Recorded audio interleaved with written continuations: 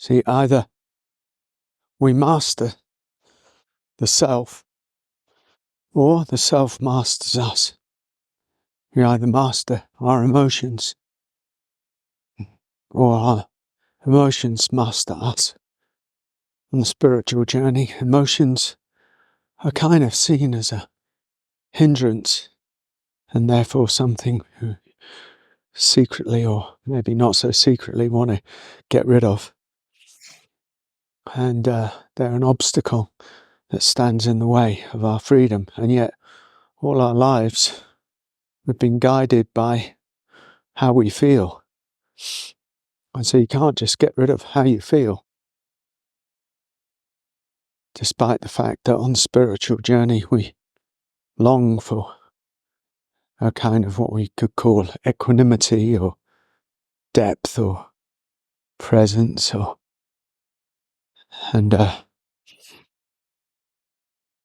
but how we feel when it's heavy, when it's dense, when it's agitated, when it's reactive, stands in the way, seems to stand in the way. But maybe we could see it like this, that how we feel as an invitation to something deeper. How we feel is an invitation to mastery. How we feel is an invitation to presence. Because as soon as we become aware of how we feel, in the moment, while it's happening, then we've already discovered a kind of mastery of it. And when I say mastery, I don't mean dominating. I don't mean kind of forcing it to be a certain way that conforms to our idea. I mean having the capacity to master it in the sense that we're bigger than it, we're wider than it, we're deeper than it, we're more unconditional than that conditionality. Whereas if we're the vastness of the sky and the clouds are the things we feel, and the storm is the emotion. That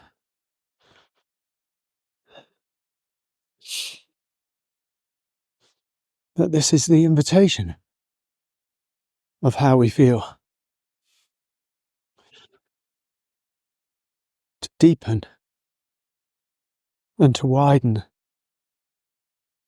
And that's not easy. But how we feel, the emotion we carry, and what we think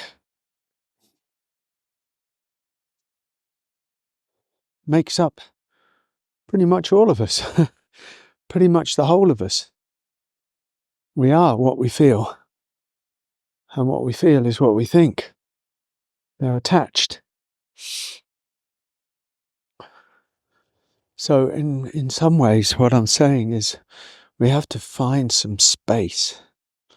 We have to seek to find space in what we feel, and to start to almost disidentify from it, to start to disidentify from it, not from just a detached, cold, nothing can touch me, I'm impervious to my own feelings and emotions or thoughts, la la la kind of thing, but more unconditional than that, more benevolent than that, and dare I say more kind than that.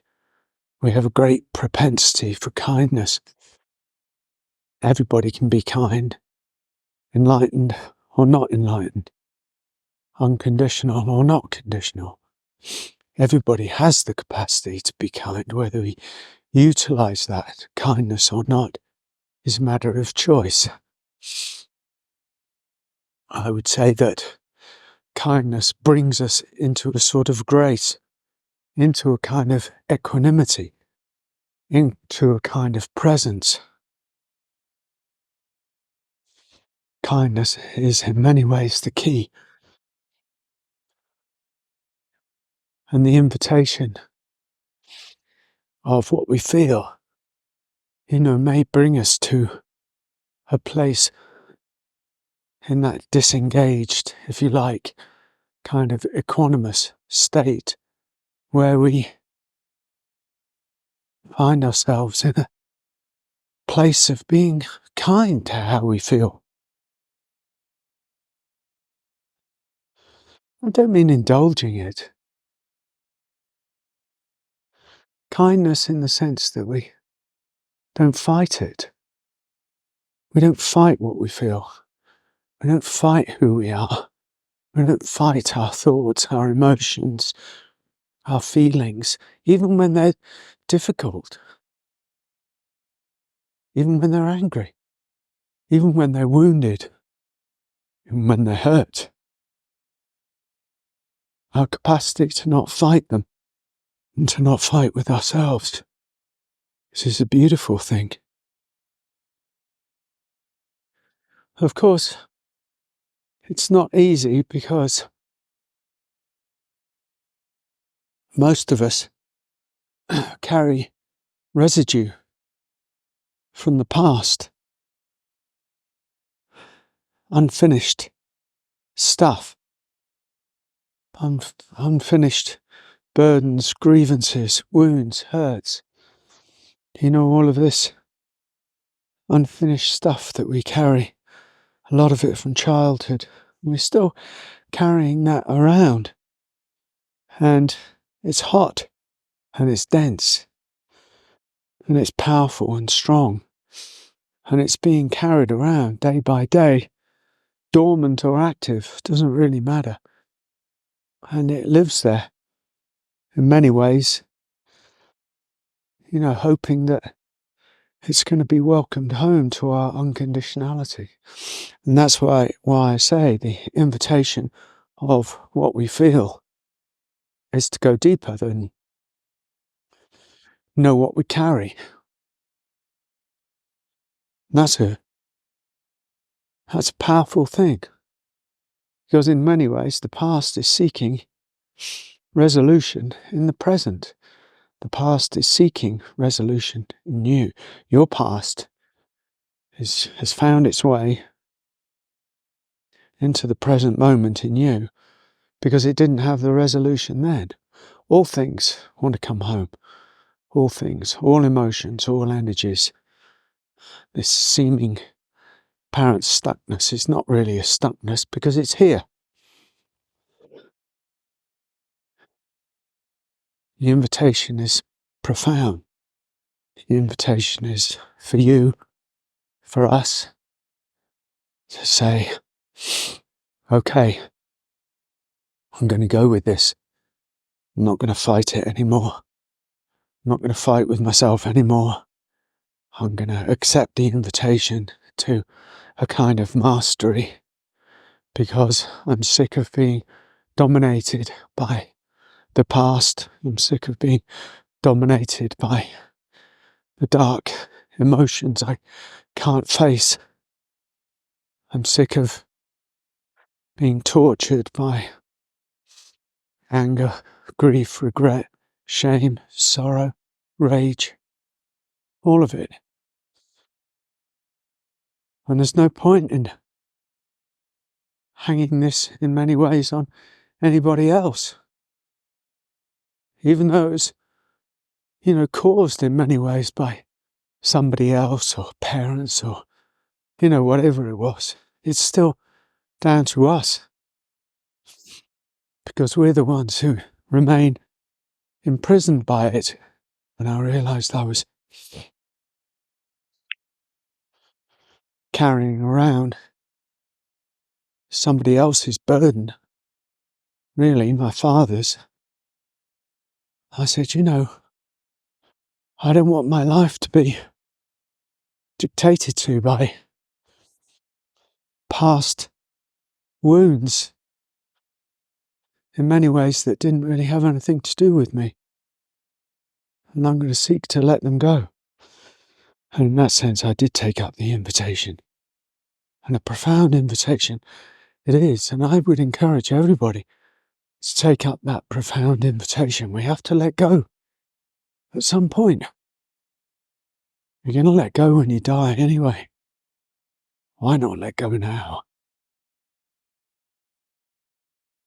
And just go somewhere deep. A relaxation, if you like.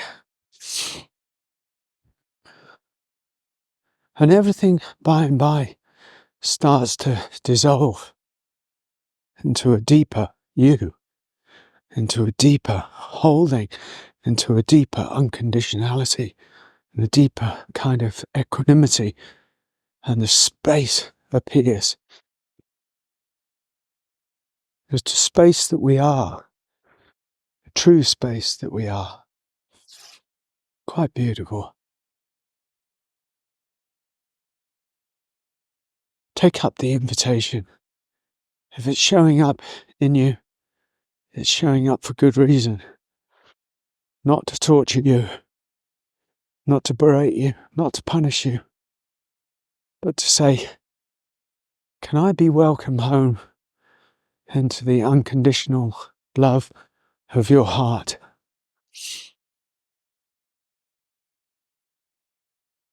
We're born for wholeness. We're born for union. And that union has to include everything that we've carried around, everything that we feel, everything that we think. We just have to stop taking it all so very, very personally.